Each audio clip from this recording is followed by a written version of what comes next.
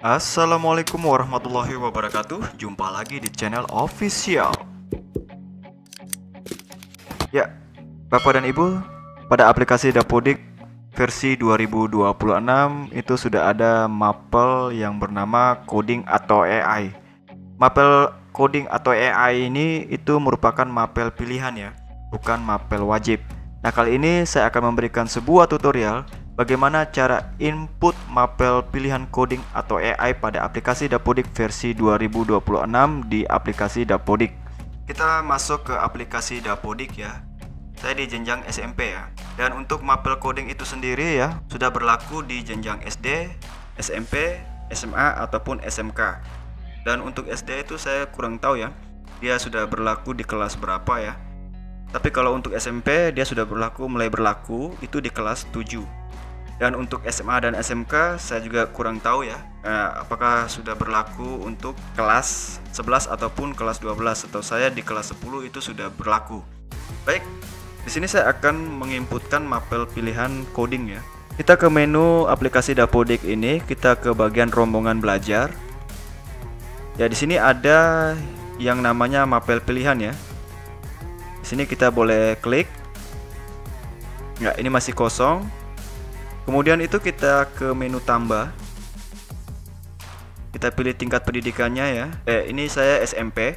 Jadi cuma berlaku di kelas 7.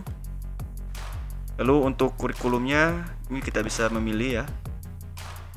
Untuk nama rombelnya ini terserah ya. Kita mau isi nama rombelnya apa. Di sini saya akan contohkan.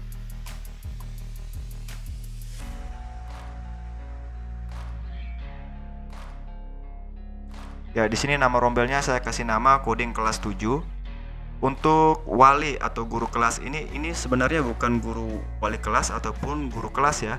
Melainkan kalau di sekolah Bapak dan Ibu ada guru yang mampu ya dalam dunia IT, maka kita bisa memilih guru tersebut. Sini saya akan isikan guru yang akan menjadi mapel coding ataupun AI. Ya, setelah kita mengisi wali atau guru kelasnya, maka kita akan pilih ruang.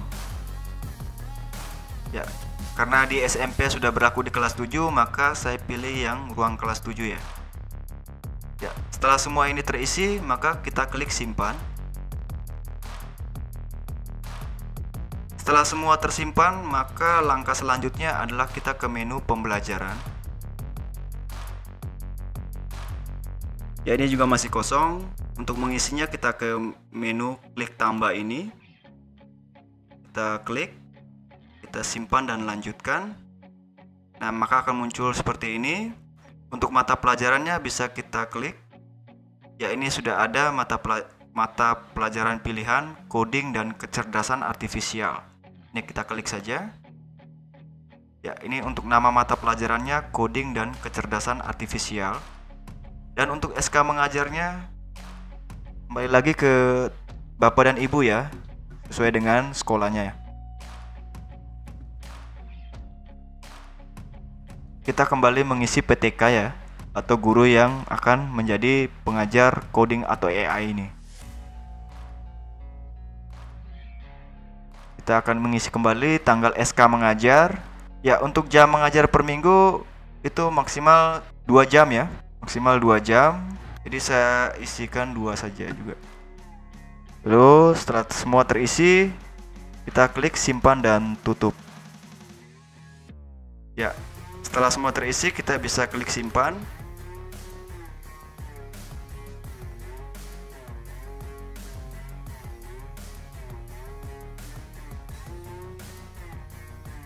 Ya, jikalau masih lambat seperti ini kita bisa reload.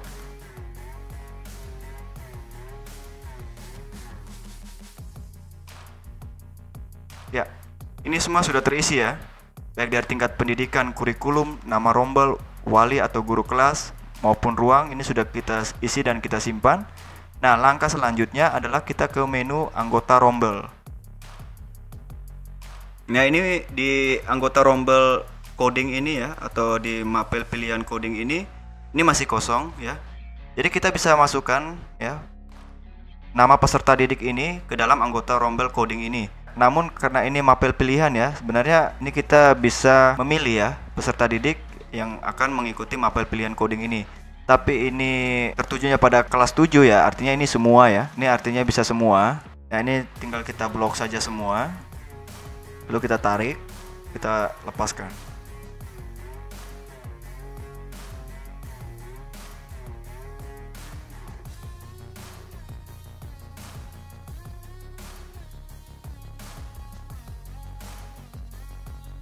Ya, setelah semua anggota rombel coding terisi, kita bisa tutup kembali. Ternyata tidak ada perubahan, berarti secara otomatis dia sudah tersimpan ya. Ya, ini artinya kita sudah berhasil membuat mapel pilihan coding atau AI pada aplikasi Dapodik versi 2026. Dan untuk diakui beban jam mengajarnya, jujur ya, saya juga belum tahu. Bahkan dalam Permendikdasmen yang terbaru tahun 2025 ini, itu belum ada penjelasan untuk beban jam mengajarnya. Ya, untuk penerapan mata pelajaran pilihan coding ini, baik di jenjang SD, SMP, SMA, ataupun SMK ini, tentu untuk aktivitasnya itu berbeda-beda ya, sesuai dengan tingkatannya. Ya, semisalnya kalau untuk jenjang sekolah dasar ya, contohnya seperti ini aktivitasnya ya, dalam penerapan logika atau bermain pola ya. Sedangkan untuk tingkat SMP, ini artinya belajar coding dasar dan mengenal AI secara sederhana. Ya, untuk jenjang SMA atau SMK ini itu aktivitasnya pasti jelas berbeda ya dari tingkat SMP maupun di SD.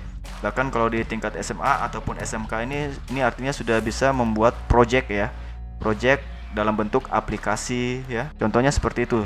Dan kita kembali lagi ke aplikasi Dapodik. Nah, setelah kita input mapel pilihan coding atau AI ini, langkah selanjutnya setiap kali kalau kita menginput data yang ada di Dapodik, jangan lupa kita lakukan sinkronisasi agar nanti data yang baru saja kita input itu bisa terintegritas dengan Dapodik pusat.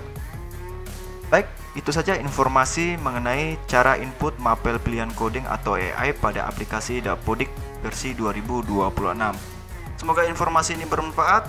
Assalamualaikum warahmatullahi wabarakatuh.